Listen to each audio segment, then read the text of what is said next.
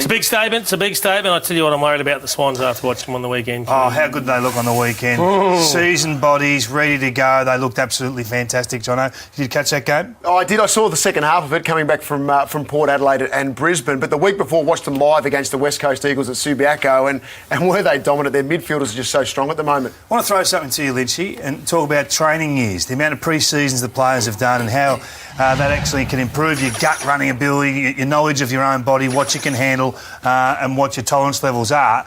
I've just picked 4 players from each. I think when you compare Vlosten and Mitchell, they're about the same. Tuck and Bolton have been around the same period of time. Foley and Bird. So I haven't put those guys in.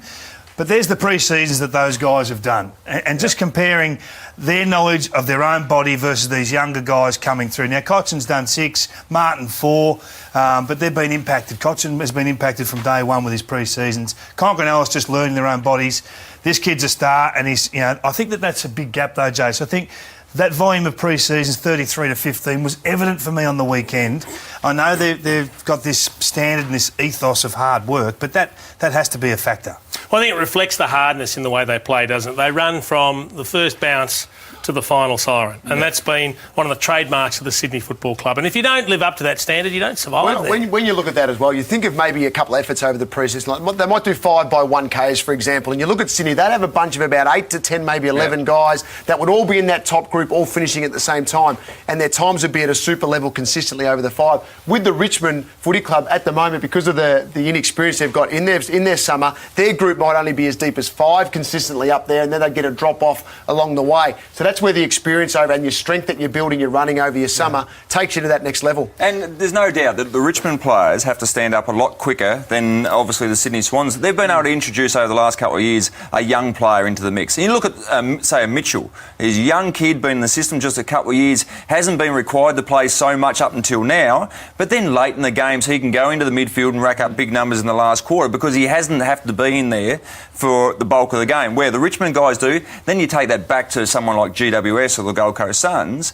They're actually got to carry the can for so much of the game when they've only got those couple of pre-seasons under their belt. It's one of the hidden factors for me. I want to show you a couple of bits of vision and get your thoughts on it from the weekend, where they were challenged physically to go one end of the ground to the other. You can just see a high ball there, comes in the Richmond forward half. Mumford takes a contested mark. What we want to look at, if we can just pause that there, we just sort of have a look, if we can, at these players tracking through the middle of the ground here. In particular, we've got Ellis on Hanbury there, and we've got a couple of Richmond players looking to get back. Now, Grigg is one of those players, and of course, that's Tucky, just at the bottom there, just working their way back. Now, they were never going to stop Sydney. They were always going to charge. Ellis does a fantastic job to stay goal side of Jack all the way down. I reckon that was a big tick for him. Not so sure on the other two. Same thing again here. We've got a stoppage in the Richmond forward 50. Contest goes up, ball's up for grabs, players fight tooth and nail to get involved. Just want to highlight a couple of players, and this is pretty damning, this one. We've got right here, we've got Cochin versus Jack. In the background there, we've got Conker versus McVeigh.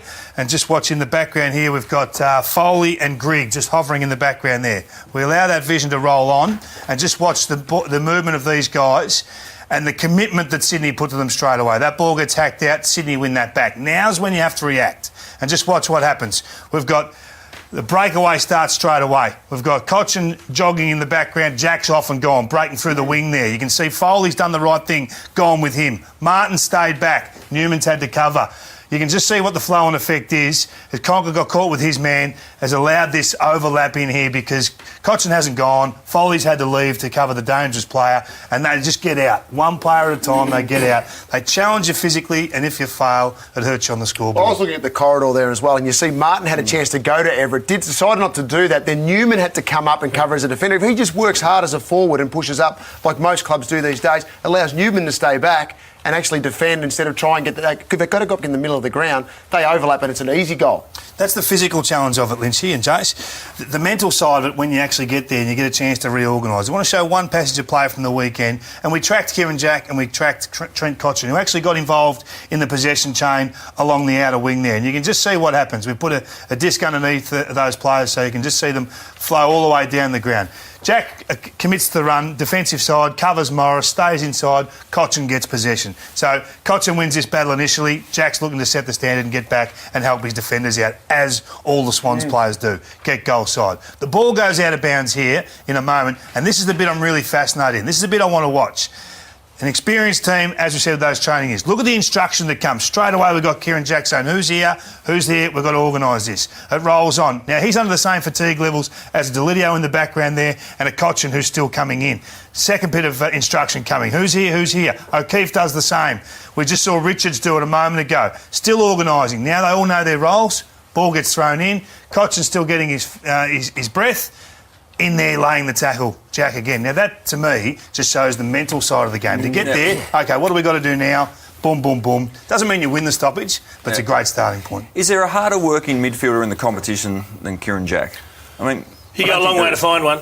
Well, I think that's the standards that, as you spoke about, the pre-seasons and the standards they have at the Sydney Swans, it seems to be built around defensively. I mean, I think Jack and McVeigh started as tagging players, so that's where they started their trade, was taggers, understanding how to shut down the opposition midfield, then build in the offensive side of their game. They're extraordinary the way they work, and certainly I think Kieran Jack's an elite player. And the people that know understand it, because Kieran Jack's coming second in the coaches' votes, second only to Gary Ablett, who's having one heck of a year. In fact, there's 3 Swans in the top 10 in the coaches' votes. Well, it's not even only the smalls either. Pike and Mumford are up the ground, and they're the ones charging back as well. So that mental toughness in terms of just that gut running when you need to go goes right across the whole group at the Sydney Swans. Well, they're the team we want to talk about, lads. We want to go a little bit deeper if we can, just have a good look at the Swans, because we think they're the form team in the competition right now. When you've seen the last couple of weeks, they were able to do a job over at the West Coast and look just fantastic and clinical in doing it. And on the weekend, even though they played a side we wouldn't consider a contender in Richmond just yet, most people got in that next bracket, they were just awesome in the way they went about the job.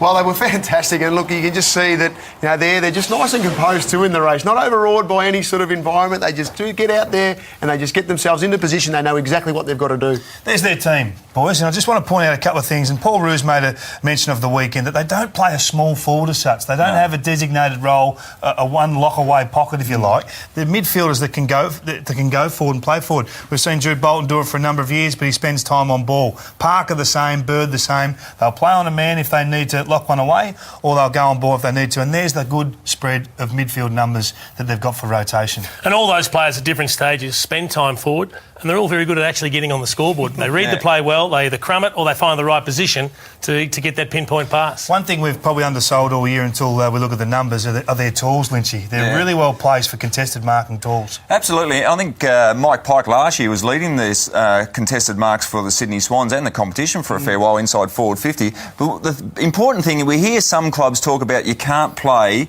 3 bigs like that. And essentially, they're almost 3 ruckmen. I mean, they're big men, but defensively they hit the ground and they tackle and put pressure on, so you can have those guys playing along with Mumford. Well, bear that in mind while we put up the players that are available to come back at some stage throughout the latter stages of this season. There's 7 players there that we've just thrown on the board there. Not all of them can come in, surely. You've got to find one, a replacement for them, or someone you've got to tip out of the side, and they've got to be fit enough. That's probably the core part of it. This is the scary part, isn't it? When you've got quality players come back. Reece Shaw definitely comes in, no doubt about that. Lewis Jetty, you know he's going to come in. Adam Goods is a walk-up start. I think they'd be pretty keen to get Ben McGlenn back in as well.